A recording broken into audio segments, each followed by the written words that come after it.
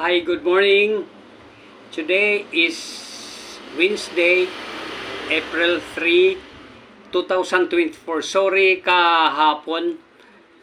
Nagsabi ako 2004, 2024. Taong 2024. By the way, nangako rin ako kahapon na ihahayag ko ang aking visualization sa aking spiritual and emotional life. How am I faithful, hopeful in God, and loving to people, to my fellow men. So, ang visualization ko nakaugnay sa 5 na sentido komun ng buhay ng tao. Una, nakikita ko pagbaba ni Kristo, kasama ko sa ibang mga kapatid o brethren na pumipila. Kasi pagdating, nakalagay sa Biblia, pagdating sa pagbaba ni Kristo, tatawagin niya ang tao at gagawin niyang dalawa ang pila. May kambing, may tupa. Ang mga tupa, siya ang kanyang isasama pag may maabutan na buhay, ay isasama niya sa bayang banal na pangako niya, pangako ng Diyos sa atin. At ang mga kambing pupunta sa pagkapariwara sa walang hanggang kamatayan doon sa dagat-dagatang apoy. Yan ang number 1. Nakikita ko yun. Meaning, my eyes can see brethren receiving salvation on Judgment Day. Makakasama ko roon. O nakakasama ko roon, I mean to say, sa visualization ko. Now, punta tayo sa isang sentido common. I mean, sa sentido is smelling.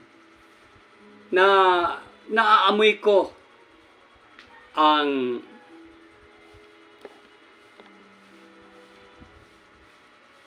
scent o fragrance ng bayang banal. I can smell it.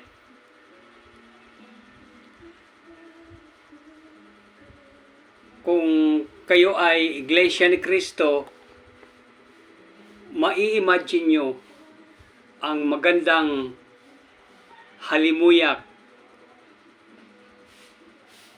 o scent ng bayang banal, the Holy City, as promised by God, comes Judgment Day. Pagkatapos roon, naririnig ko ang kantahan ng mga anghel sa langit.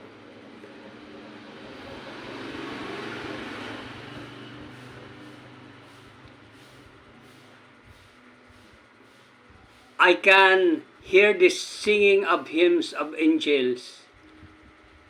They're singing on heaven.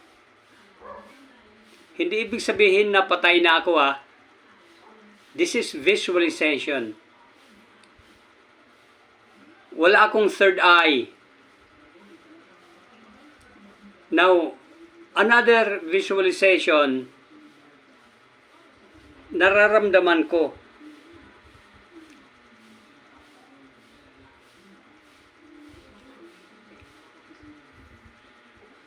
Yan.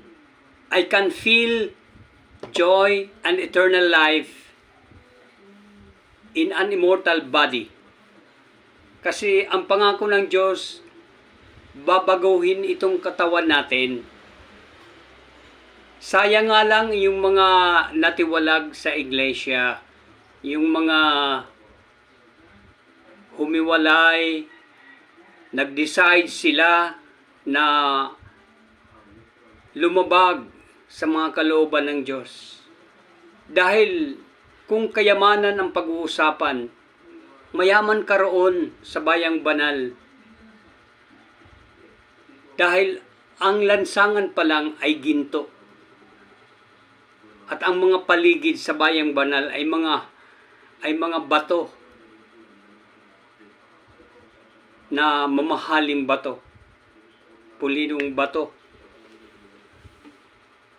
At ang panglima, I can taste wealth and excitement, inspiration, traveling to different places around the world.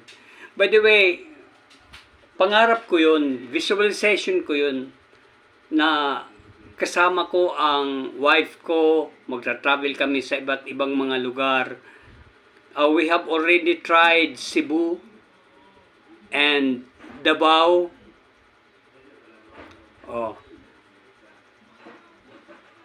Yan. We feel safe in Davao. We stayed in Apo View Hotel. Yan, may business trip kami roon para mag-export ng karton to Dubai, but we did not succeeded. We did not succeed. Hindi kami naging successful sa aming export plan na negosyo. So, those are 5 different senses related to my visualization. 1, eyes. Then, number 2, smell. Number 3 is feeling. Number 4 is hearing. And number 5 is tasting. Natitaste ko yan na yung visualization ko na yan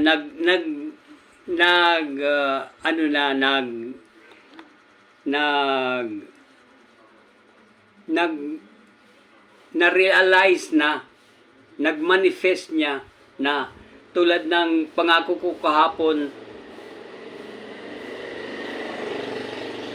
na sasabihin ko ang visualization ko sa aking spiritual and emotional life. Sa mga gustong pumasok sa iglesia, ang iglesia ang katawan ng ating Panginoong Jesucristo. Pumunta lang kayo sa lokal ng iglesia na malapit sa inyo at magtanong kayo kung sino nakadestino sa inyong lugar. Ituro lang ang inyong lugar para pumunta sa inyo ang nakadestino na ministro o manggagawa para schedule ang inyong pag-aaral. Pag-aralan nyo muna. There are 25 lessons inside the Church of Christ, Iglesia ni Cristo. Mayroon akong pinadudoktrinahan. Hindi pa lang siya bautisado. Mayroon pa siyang mga pulong panalangin na hindi pa na dadaluhan, kaya hindi pa siya nababautismuhan. Pag bautismuhan kayo sa loob ng Iglesia ni Cristo at magbagong buhay kayo, makakatanggap kayo ng mga pangako ng Diyos related to 5 senses. Para sa kaligtasan on Judgment Day, isasama ka ni Kristo. Ang buhay na aabutan na araw ng paghuhukom ay makakasama ni Kristo. At ang mga patay na na kay Kristo ay unang mga bubuhay na maguli. At ang pangatlo, bubuhayin din, pero ibubulid sa dagat-dagatang apoy. Walang hanggang kaparusahan, walang hanggang kamatayan. Ang mapait noon, buhay ang tao, napaparusahan ng Diyos doon sa dagat-dagatang apoy. Ang kamatayan niya ay kaparusahan niya. Pero buhay ang kanyang kamatayan. Nasa impyerno o dagat-dagatang apoy, pero buhay. Hindi ako propeta, pero nakasulat yan sa Biblia. At ang ipinangako ng Diyos, walang mapapako, magkakaroon niyang katuparan. It will manifest. Magkakatotoo po yan. Katulad ng Arka ni Noe na nakasulat sa Biblia, ang tao noon naglalasing, nag-aasawa ng mga hindi kapananampalataya. Ayan. Pero nangako ang Diyos na kanyang babahain ng tubig. 8 lang ang naligtas sa bahang gunaw, ang pamilya ni Noe. So, sa ngayon, wala nang Arka ni Noe. Apoy na. Ang pangako ng Diyos sa pamamagitan ng kanyang bugtong na anak na si Jesucristo, ang sinumang pumasok, sabi nga ni Kristo, anak ng Diyos, si Kristo. Ang sinumang pumasok sa kanya, sabi nga, siya ang pintuan. Ang sinumang pumasok ay siya ay maliligtas. Tayo na. Pumasok na tayo sa iglesia.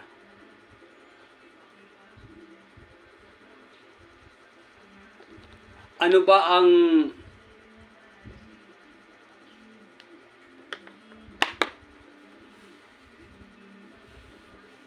panghawakan nyo na maliligtas kayo, maliligtas tayo kung kayo nasa labas sa iglesia? Kailangan pumasok tayo. Yan ang aking spiritual and emotional life. Mahal ko kayo. Yan siguro ang dahilan na hindi ako kinuhanan ng buhay nung ma-stroke ako, para maipahayag ko po sa inyo ang mga katotohanan ito. Kailangan pumasok tayo sa loob ng iglesia para maligtas. Yan siguro, yan ang dahilan sigurado na buhay ako sa inyo, nakapagsalita, na ibalik ang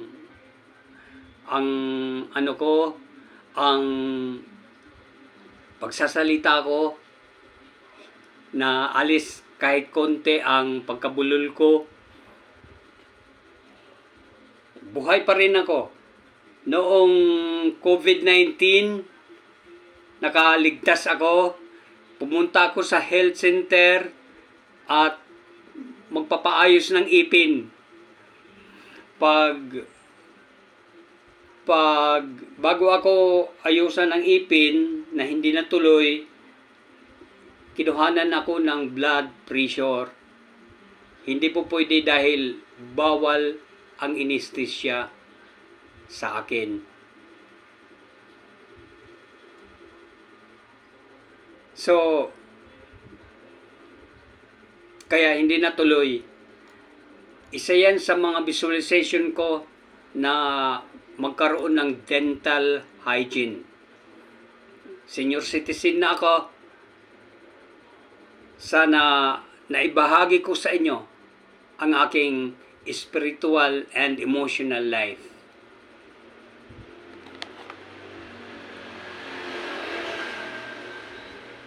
It's about 16 minutes. Hindi ko napahabaan ang aking pagsasalita. If you like the video and if you like what I said, just have a thumbs up or like it and subscribe and hit the notification bell para updated kayo sa mga latest upload. Tomorrow, abangan po ninyo ang aking quality of life and finance. I am a service provider of TPC Scrap Enterprises, and I am a cheerful giver to the church and a net worth tither.